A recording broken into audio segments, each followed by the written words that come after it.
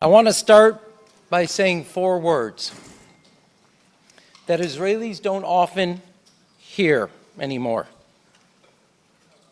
I understand your cynicism and I understand your anger. I understand why, even if you oppose the Netanyahu government, you're so prone to dismiss criticism from the outside world. I understand that the corrupt Palestinian leadership has never lived up to the Palestinian people's legitimate right for self-determination and sovereignty. I understand for all of that, everyone acknowledges that the world changed on October 7th. The dynamics that prevail today were born well before Hamas consciously murdered and sexually abused 1,200 innocent civilians and kidnapped more than 250 innocents. And for those that paraded, celebrated, and cheered on October 8th, what happened on October 7th, your moral bankruptcy speaks louder than my words today.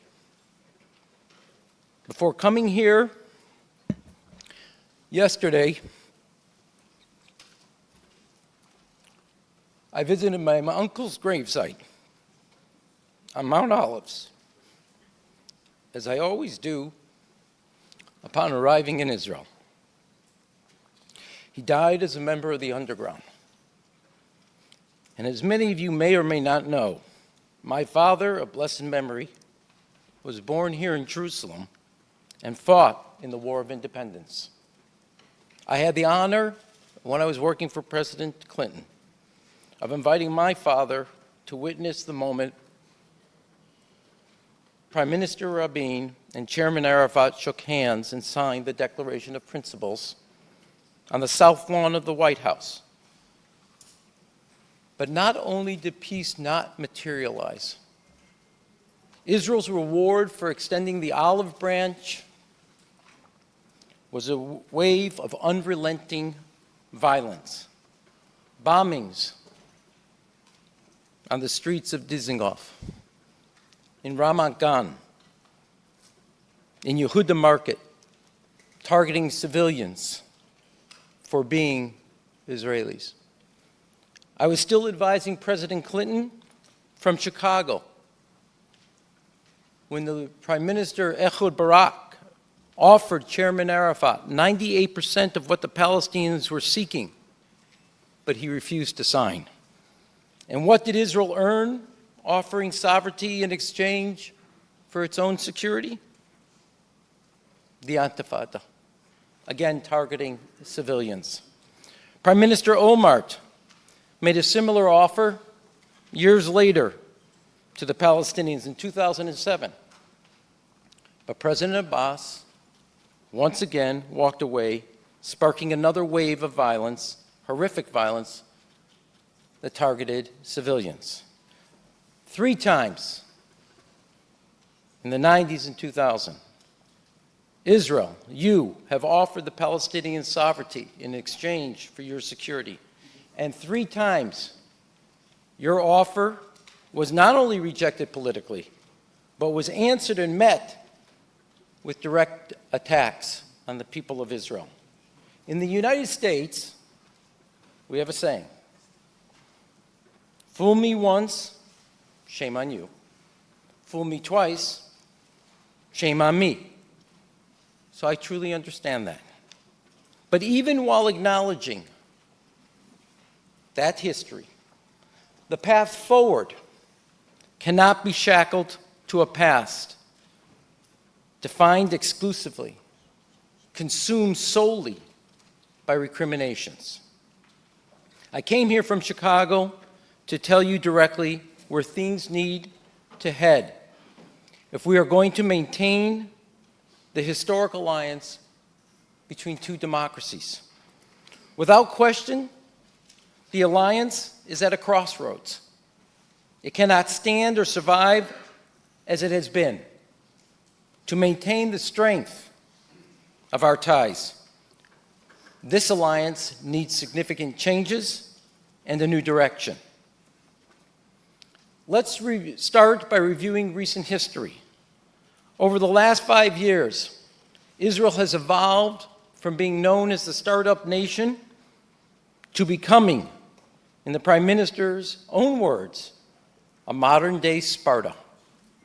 You have turned from being known as for your technological prowess to being considered primarily a territorial pariah. You in this room need to think about what that means for your future. The United States has been your foremost and steadfast ally since Israel's birth and its founding.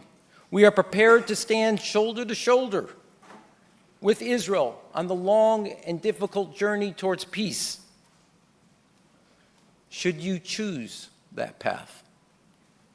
But the most important thing a friend can do is to tell truth to a friend, even when it's painful. Today is a day for truth. The Prime Minister and his government have led Israel into a dead end. For too long, American policy towards Israel operated under the assumption that the best thing Washington can do for Jerusalem is to blindly, to silently stand behind your government, without conditions, without demands, without consequences, even when we disagreed. That has been our mistake, and it's been not a favor to you. Unconditional support has produced a prime minister who has presumed that his strategic interest would incur no political costs if he ignored America's concerns about settlements and sparked a regional war. Unconditional support has allowed you to deny food and medical relief to innocent Palestinians in Gaza, leaving the world to conclude that Israelis not only want to kill Palestinians, but they are completely indifferent to their death, to their destruction, and completely indifferent to their suffering. Unconditional support has girded a political coalition in the Knesset that learned it can burn Palestinian farmland in the West Bank, terrorize Palestinian families without consequence.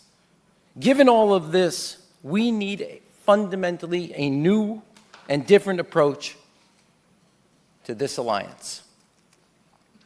The new approach must stand on a new common understanding that the road to regional peace and stability depends on military and diplomatic efforts that, far from being at odds, actually complement each other. This was actually Israel's policy at one time. The late Prime Minister Yitzhak Rabin, who I had the honor of working with when I worked for President Clinton, admonished the country to fight terrorism as if there's no peace process and to make peace as if there's no terror. But Prime Minister Netanyahu has done the former to the exclusion of the latter. And as a direct result, support for Israel is plummeting around the world. You've lost Europe, your biggest economic partner and market. Your scientists face exclusion from international conferences and research networks. Your artists and academics are shut out of exhibits and meetings. In 2022, 55% of Americans held a favorable view of Israel. Today, it is 37%, and it is dropping. And among the youth of both America and Europe, the future of both America and Europe, it's even lower. The only diplomatic gain you've made in the last 3 years is Somaliland.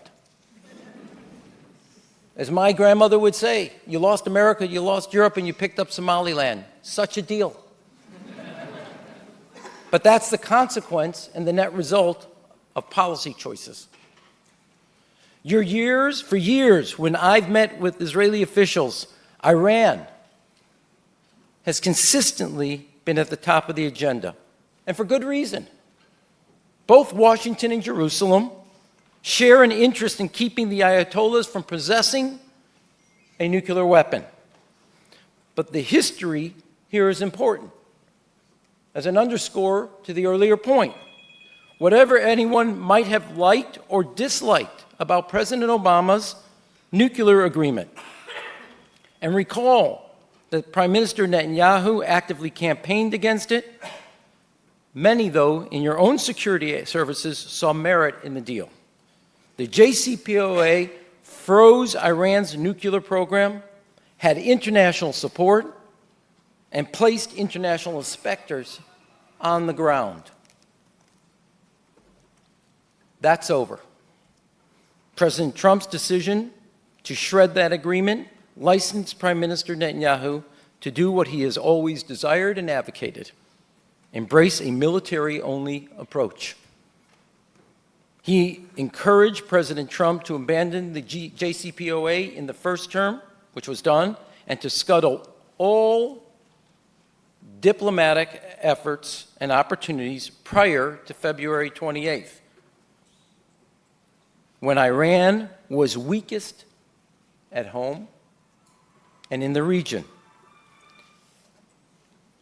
You cannot achieve regime change, if that's your goal, from the sky, only from the streets. And look what's happened. Israel's lost ground. You're less safe today, not more.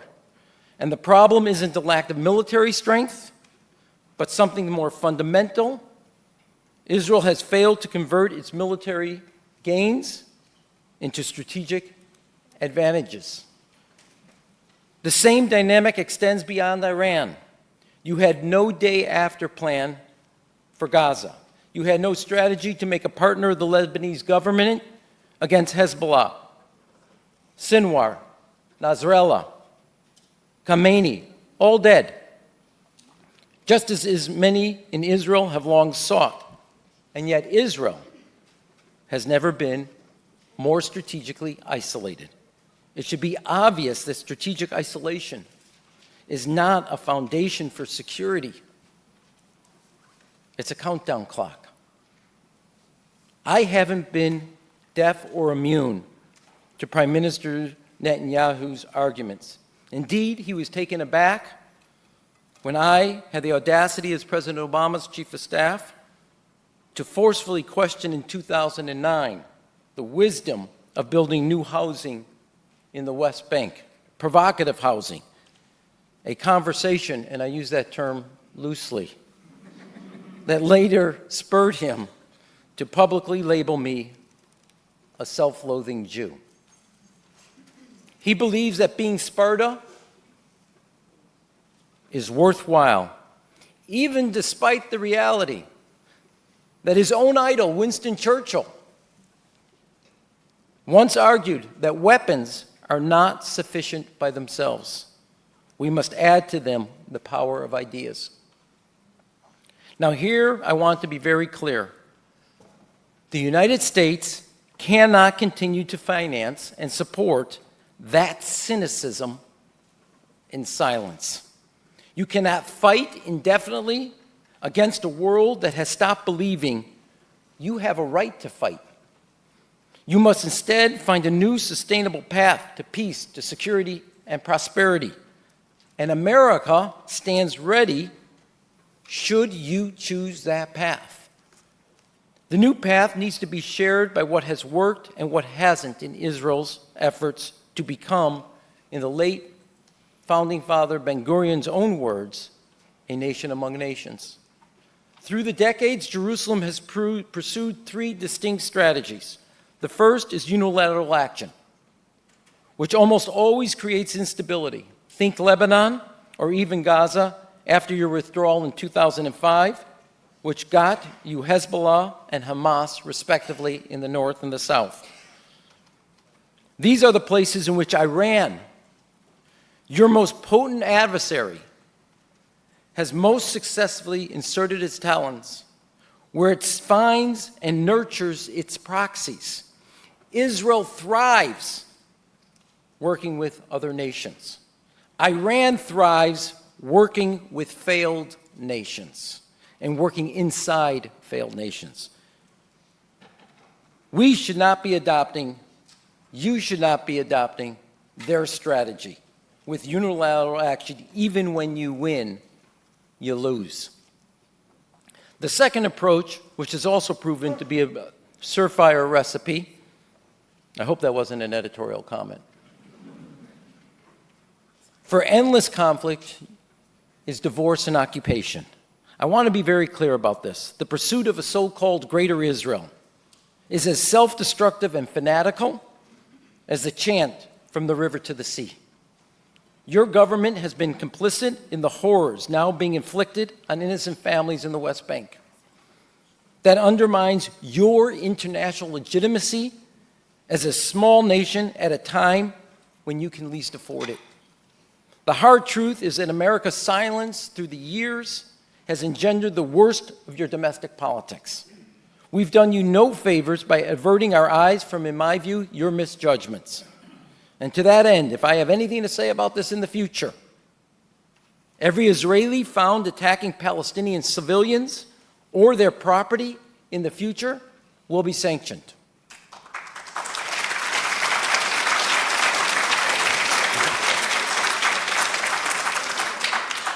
Hold your applause because you may not like this.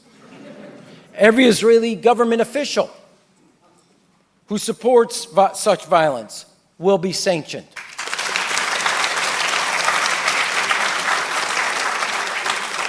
Every construction company or bank financing or building illegal settlements will be sanctioned.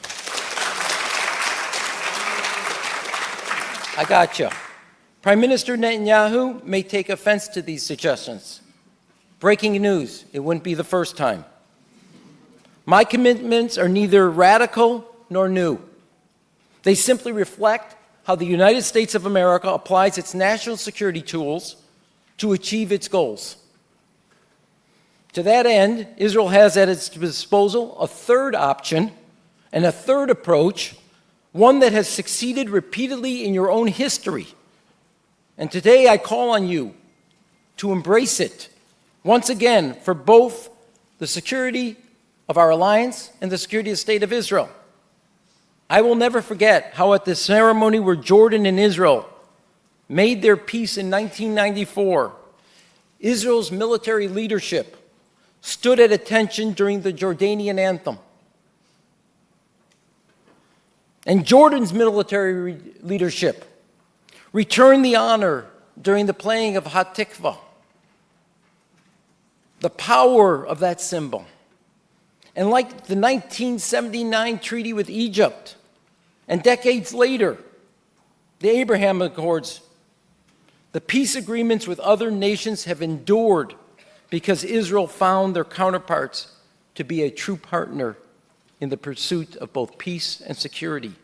And the question today, can the same wisdom apply forward?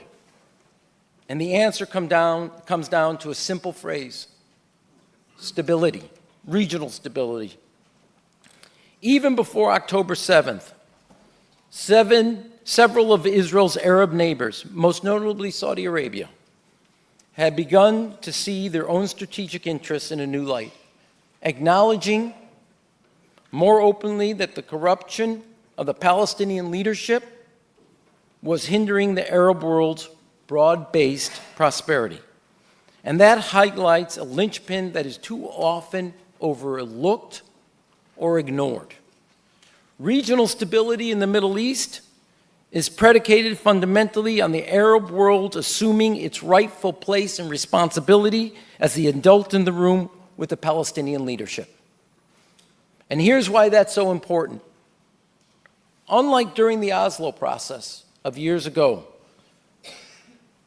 they, the Arab League, appear now willing to step into that role. And in that spirit, I want to propose today a new three-part U.S. policy in the region, which would advance our joint security interests by leveraging the Arab world's desire for stability, Israel's need for its own security, and the Palestinian demands for sovereignty. These three elements can be packaged as a singular strategic initiative that benefits all. And let's begin with the naked truth and reality. The Arab leaders, not Israel, must hold the Palestinians responsible and accountable.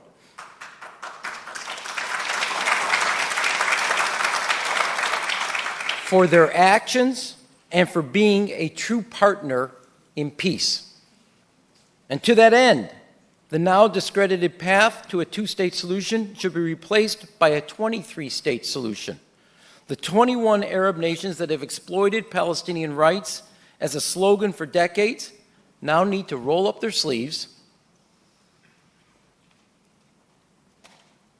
stand up a governing authority capable of accepting the historic Jewish connection to the land of Israel. The new institution must put an end to the heinous practice of financially rewarding terrorists who kill Jews because they're Jews. And they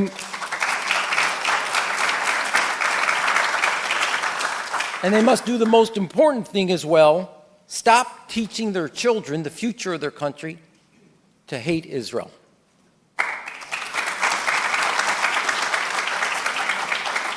At the same time, Israel must cease and desist from its cynical game of nurturing destructive organizations like Hamas,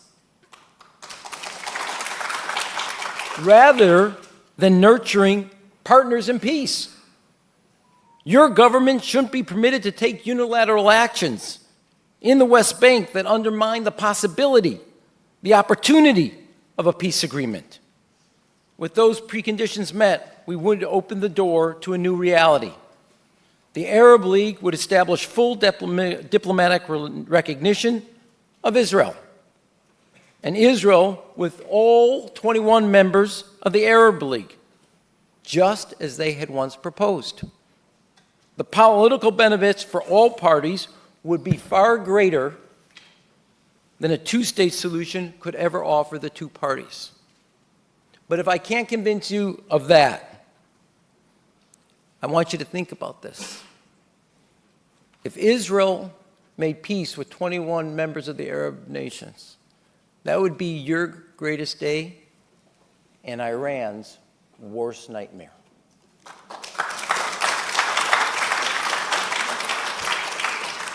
I understand why Israelis would be reluctant to engage again. I get it.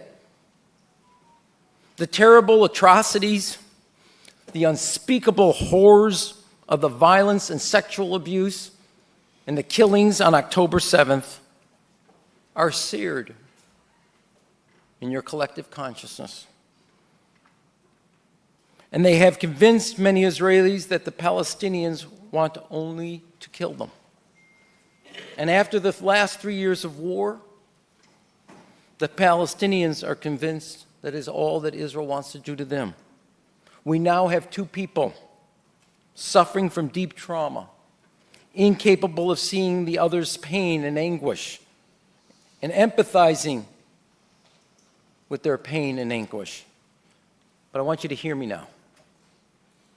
Israel will be alone if its leaders choose to attempt to annex the West Bank and pursue the fantasies of a greater Israel.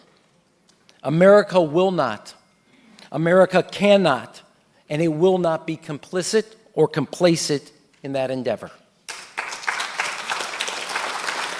That said, should you choose to pursue peace and security, we in the United States will be by your side every day, every step.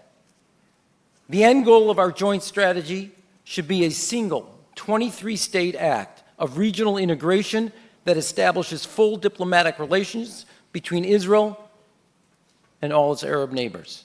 And if you're not convinced regional stability would be an integral part to Israel's peace and security. You would no longer stand apart, but you would stand as a part of the Mideast. Second, because the region's prosperity depends on stability, we need to restore the economic promise of what it means to be a startup nation that once seized the world's imagination. The India, Middle East, Europe Economic Corridor, IMEC, was announced at the G20 3 years ago to connect the rail lines, the ports, the highways, the fiber optic cables, and the energy networks running between India and Europe by reducing logistical costs by 30% and bypassing the Strait of Hormuz. It would make Israel and several Gulf countries indispensable nodes in a new global supply chain and give each country along the corridor a direct financial stake in regional stability. With 23-state solution, the economic opportunity of IMEC at long last would ensure that Israel, both politically and economically, is a constituent part of the Middle East rather than an outlier. And finally, much as America benefits from the alliance with the Middle East's most dynamic democracy, I've said it before, we should end at long last American taxpayers' subsidy of Israel's defense budget. Your economy is strong. Your defense budget exceeds $45 billion. We in America would continue to ensure that the IDF maintains its qualitative edge. But Israel should be able to buy American arms under the same financial terms, the same restrictions, and the same requirements as every other trusted ally that abides by America's laws. This new direction is about a new reality. Those chanting from the river to the sea need to hear this. You will never have your way. But those calling for a greater Israel, you need to hear this. You will never have your way either. Both of them are fantasies chanted by fanatics that lead to perpetual, endless conflict.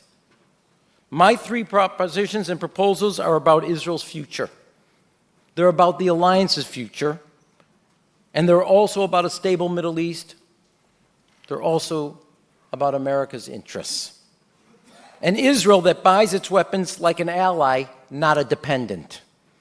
An Israel that has full diplomatic relations with all its Arab neighbors and is no longer the world's pariah. An Israel that is the technological spine of the most important economic corridor on earth. I have spent 30 years standing up for Israel when it was politically costly and watching the windows of peace narrow. Not because peace was impossible, but because leaders on both sides found conflict more convenient than compromise. Hamas's goal on October 7th was not just to kill and abuse as many Israelis as possible. It was to extinguish the idea that one day Israelis and Palestinians could live and find side by side and find common ground. The tragedy is that Netanyahu has helped Hamas achieve that objective, not by being too soft, but by being so reckless and unwilling to plan for a day after in Gaza, which would have created and offered an alternative beyond occupation and isolation. The Israel I grew up believing in was about making the impossible real, having both the imagination and the tenacity to make the desert bloom. In the United States, we have a saying: if all you have is a hammer, everything you look at is a nail. Israel will become a prisoner of its own tools. Your military is a hammer, such that to the Prime Minister Netanyahu, every security challenge is a nail. Today, you may be more militarily secure. However, you're more diplomatically and politically isolated than ever before. That is a choice this government has made. What we need now is an Israel that is not naive, but is also not blind to possibility. An Israel that will work with Arab partners and Palestinian partners alike in a 23-state solution with Palestinian self-determination and Israel's security is the only way forward. We in America just celebrated our 250-year anniversary. Thank you.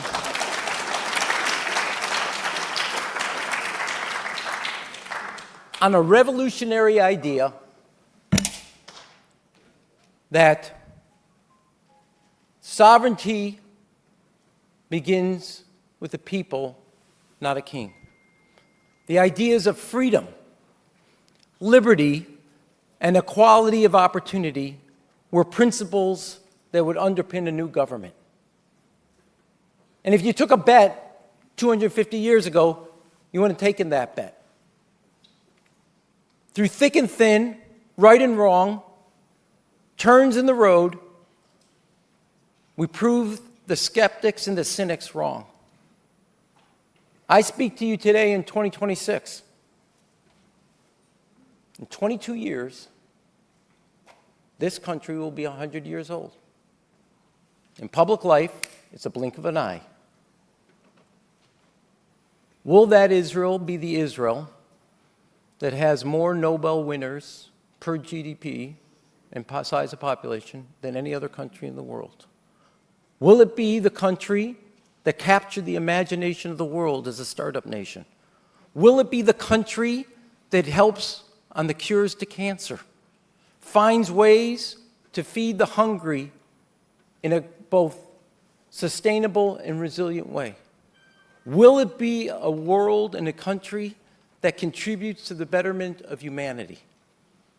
Or do you believe in your heart of hearts that in 22 years, what you know today will be tomorrow? That choice is yours. Toda rabah.